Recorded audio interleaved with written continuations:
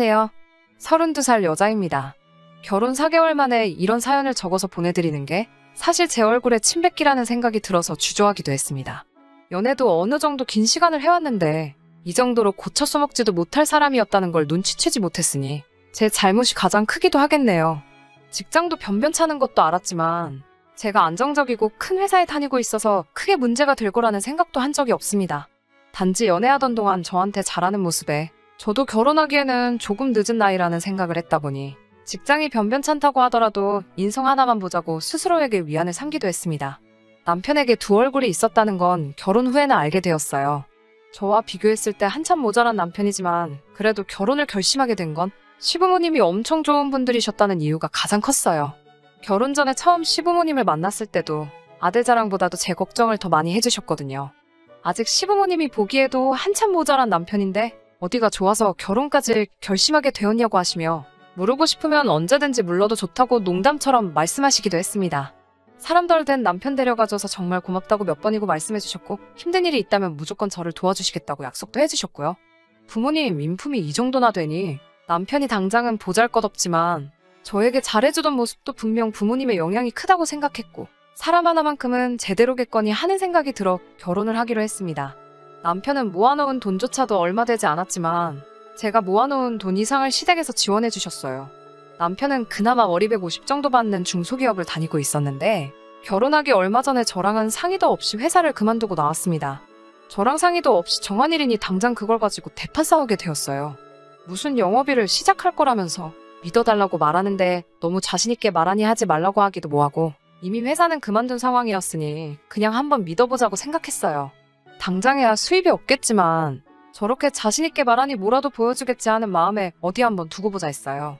시부모님이 지원해주신 돈도 있고 당장은 밥 굶고 살 것도 아니고 재벌이도 넉넉했으니까요. 그렇게 믿었던 제가 바보 같네요. 자기 체면을 그렇게 중시하는 그런 놈인지는 이번에야 처음 알게 되었습니다. 시어머니가 주신 돈을 가지고 외제차를 리스로 하나 계약을 하고 1000만원짜리 손목시계를 사가지고 왔습니다. 돈 한 푼도 못 벌고 있으면서 너가 그런 게 어디에 필요하냐고 대판 싸우게 되었어요. 이혼한다고 울고불고 싸우다가 결국 시부모님께까지 이 상황을 말씀드리게 되었네요. 시어머니께서 애가 아직 철이 없어서 그런 거니 예물한 셈 치고 이번 한 번만 넘어가달라고 부탁을 하시더라고요. 당연히 그게 말이나 되는 소리냐고, 그걸 어떻게 그렇게 퉁을 치냐고, 안 된다고 바득바득 소리를 지르면서 못 살겠다고 했어요. 두 번 다시 그런 사치품에 쓸데없는 돈 쓰지 못하게 확실하게 못을 박아둘 테니 한 번만 용서해주면 안 되겠냐고 남편을 대신해서 저에게 몇 번이고 사과를 하시니 하는 수 없이 그 일은 그렇게 넘어가게 되었어요. 시부모님이 주신 돈은 제 명의 통장으로 새로 바꾸어 주셨고 시계값까지 채워서 주셨습니다. 남편은 그 뒤로부터는 쓸데없이 돈을 쓰는 일은 없었지만 얼마 되지도 않는 용돈을 받아다가 그렇게 짝퉁을 사 모으더라고요. 명품을 차고 있다고 사람들이 너를 무시하지 않는 게 아니라고. 사람이 먼저 명품이 되면 알아서 너를 알아봐 줄 거라고 몇 번을 말하는데도 자기를 가르치려 들지 말라고 다투게 되었어요. 결혼한 지 얼마 되지도 않았는데 그때부터 남편과는 삐걱거리기 시작했습니다. 결혼식을 올리고 나서도 집들이를 수십 번을 준비해야만 했어요. 친정부모님 집들이 때는 조촐하게 배달음식 사다가 끝냈어요. 간단하게 준비하면 끝이라고 생각했던 집들이는 큰 문제거리가 되고 말았습니다. 그 뒤로 이어질 남편 손님들의 집들이 때문이었습니다.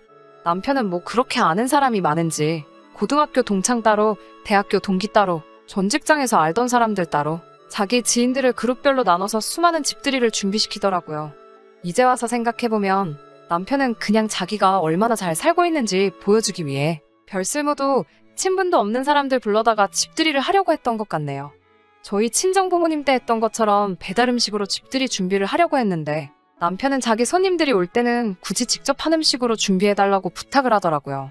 한번 집들이를 할 때마다 데려오는 인원이 워낙에 많다 보니 저도 배달 음식으로만 준비하기에는 자금적으로도 부담이 있고 해서 직접 음식을 준비하기로 했습니다. 직접 음식을 준비했다지만 사실 제가 직접 한 건 별로 없었어요. 그냥 마트나 근처 밀키트를 판매하는 곳에서 파는 것들을 사와서 제가 조리만 해서 직접 내오는 식으로 준비를 했습니다. 오히려 남는 재료가 없으니 경제적인 부분에서도 많이 절약이 되어서 조금 손이 가기는 했지만 괜찮다고 생각했습니다. 남편은 제가 음식 준비를 하는 모습을 봐서 그런지 그것들이 전부 직접 한 음식이라고 굳게 믿는 눈치였고요. 음식 솜씨가 좋다는 칭찬을 들을 때마다 남편은 마치 자기가 칭찬을 받는 것처럼 으스케했어요. 그렇게 수많은 집들이를 치러가면서 별일 없이 보내고 있었는데 남편과 이 지경까지 오게 된 사건은 생각지도 못한 날에 발생했습니다. 바로 시댁 식구들 집들이 날이었어요. 이번 집들이는 시댁 식구들이니만큼 남편도 남의 시선 같은 거 신경을 안 써도 될 듯 싶어서 친정 식구들 집들이 날 했던 것처럼 시부모님이 오실 때에는 간단하게 배달 음식으로 차려내자고 제안을 했어요. 남편은 딱 잘라서 안 된다고 반대를 하더라고요.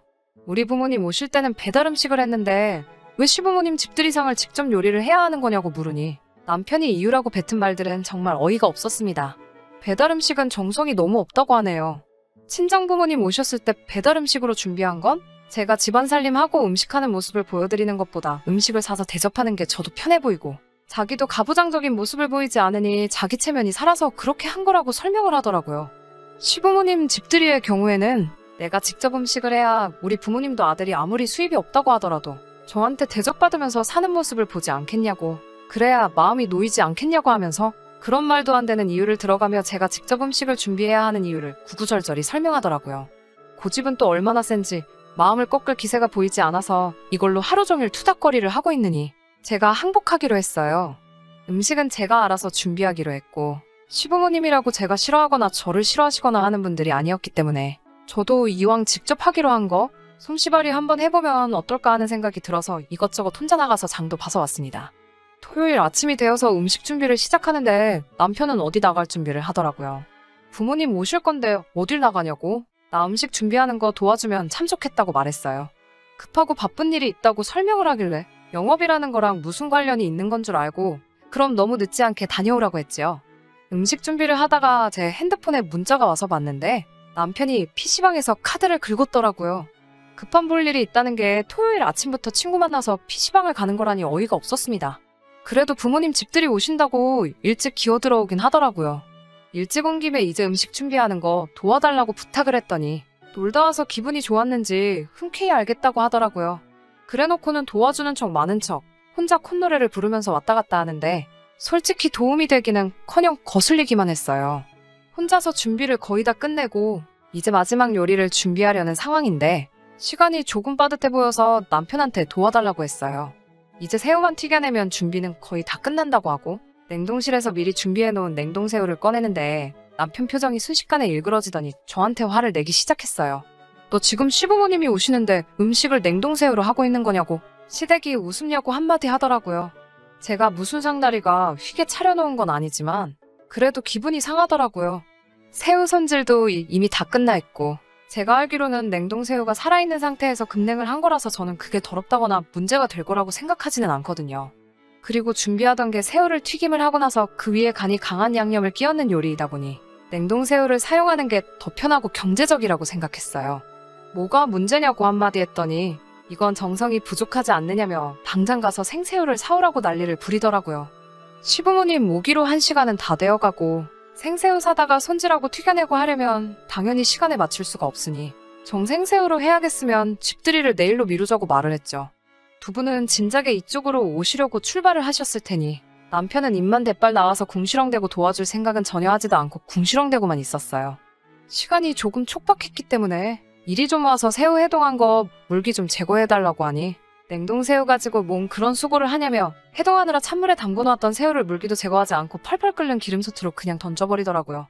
당연히 해동하느라 물에 젖어있던 새우는 기름에 들어가자마자 이리저리 튀기 시작했고 퍽퍽 튀는 기름이 불 앞에 서 있던 제 손등과 얼굴로 마구 튀었어요. 제가 화상에 얼얼해서 얼굴을 부여잡고 고통스러워하고 있는데 남편은 괜찮냐고 걱정하거나 미안하다고 사과하기는커녕 그러니까 생새우를 샀어야지 하면서 제 잘못이라는 듯이 말을 하더라고요. 생새우도 손질하고 물기를 제거하고 해야 하는 게 맞는 건데 그딴 소리나 하고 있으니 기가 차서 말도 안 나오더라고요. 화상 때문에 병원에 가봐야겠다고 하니 이제 곧 부모님 오시는데 어딜 가려고 하냐고 그깟 기름 몇 방울 튄 거 가지고 엄살 좀 부리지 말라고 하면서 무서운 표정으로 성질을 부리는데 표정이나 말투가 전에는 한 번도 본 적이 없는 상태로 화를 내고 있으니 그 순간에는 저도 살짝 겁이 나기 시작했습니다. 그래서 찬물로 닦아내고 얼음 주머니로 대충 냉찜질을 하면서 화상 입은 곳을 간단하게 응급처치만 하고 다시 음식을 해야 했습니다. 화상 입은 부위가 얼얼해서 아프긴 했지만 남편이 워낙 무섭게 노려보고 있었기 때문에 달리 방법이 없었어요. 음식 준비가 끝나고 얼마 안 있어서 시부모님이 오셨고 시부모님은 상에 차려진 걸 보고 뭘 우리 온다고 음식을 이렇게 많이 했냐고 고생했다고 하시면서 정말 고맙다고 하시더라고요. 남편도 그 말에 기분이 풀렸는지 제 칭찬을 하면서 자기가 뭐라고 이렇게 매일같이 상전 대접을 받으며 산다고 너스레를 떨고 있었어요. 밥을 먹고 있는데 화상 입은 곳이 쓰라려서 잠깐 얼굴을 찡그리게 되었어요. 시어머니께서 그런 저를 눈치를 채시고는 제 얼굴에 빨갛게 부어있는 화상 자국을 보게 되었습니다. 며느리 얼굴이 왜 그러느냐고 물어보시는데 그 순간 참아왔던 게 폭발을 해버린 건지 울며불며 시어머니 앞에서 음식 준비하면서 있던 일을 다 말해버렸어요. 시부모님은 제 말에 그 말이 사실이냐며 남편을 노려봤어요. 인자하기만 하신 분들인 줄 알았는데 불같이 화를 내시며 제가 보는 앞에서 남편을 정말 개패듯이 두드려 패기 시작했습니다. 남편은 흠씬 두들겨 맞다가 소파 구석까지 도망가서는 그제서야 잘못했다고 살려달라고 무릎을 꿇고 싹싹 빌기 시작했고요. 그 길로 시부모님은 집들이는 됐고 병원부터 가야겠다며 저를 데리고 근처 병원으로 향했습니다. 병원에 갔더니 심재성이도 화상이라 한동안 흉이 남을 수도 있다고, 그래도 응급처치를 제대로 한 덕분에 그렇게 심하지는 않을 거라며 다행이라고 말해줬어요. 시어머니께서 이쁜 며느리 얼굴에 상처가 나서 어떡하냐고 하시면서 남편한테 너는 이런 마누라 얻은 게 평생의 복인지도 모르고 똥오줌도 못 가리고 결혼한 지 얼마나 됐다고 이혼당해도 살 행동들만 골라서 하고 있냐고요. 저런 놈은 용서도 해줄 필요도 없다고, 집도 제 명의로 되어 있고 원한다면 결혼할 때 받은 지원금도 일부 저에게 주신다고 차라리 이혼을 하라고 하셨어요. 다음부터는 남편이 제 기분 조금이라도 상하게 할 때마다 무조건 연락을 달라고 하시더라고요. 그 길로 바로 집으로 찾아오셔서 그에 상응하게 아주 혼쭐을 내주시겠노라고 하시면서요. 남편하고는 조금 사이가 괜찮아졌어요. 시부모님한테 그동안 서운했던 거 전부 다 털어놓은 덕분에 영업한다고 까불면서 시작한 일도 접었고 최근에는 새 취직 자리를 알아보고 있어요. 집에 있으면서도 집안일도 다 해놓고 제 눈치 보기 바쁩니다. 저한테 연애할 때보다 훨씬 더 잘하기도 하고요. 외제차도 반납을 하기로 했고 명품이며 짝퉁 사모은 것까지도 전부 중고로 판매를 했습니다. 다행히 명품 시계가 프리미엄이 조금 붙었다고 거의 제 값을 주고 팔을 수 있었습니다. 아직 제 얼굴에 선명하게 남아있는 화상 자국을 보면 속이 상하기는 하는데 병원 말로는 시간이 지나면 흉도 안 지고 사라질 거라고 해서 다행이라고 생각합니다. 제 친구들은 시어머니가 탈출시켜줄 때 진작에 이혼을 하는 게 좋지 않겠냐고 하는데 저는 시부모님 믿고 남편에게도 한 번 더 기회를 줘보려고요. 제가 또 한 번 바보 같은 결정을 내린 걸 수도 있지만 그날의 사건으로 인하여 남편이 조금씩 바뀐 모습을 보여주고 있어서 그거에 한번 기대를 해보려고 합니다. 앞으로 행복한 날만 가득했으면 좋겠어요. 그러면 이렇게 사연 줄이도록 하겠습니다.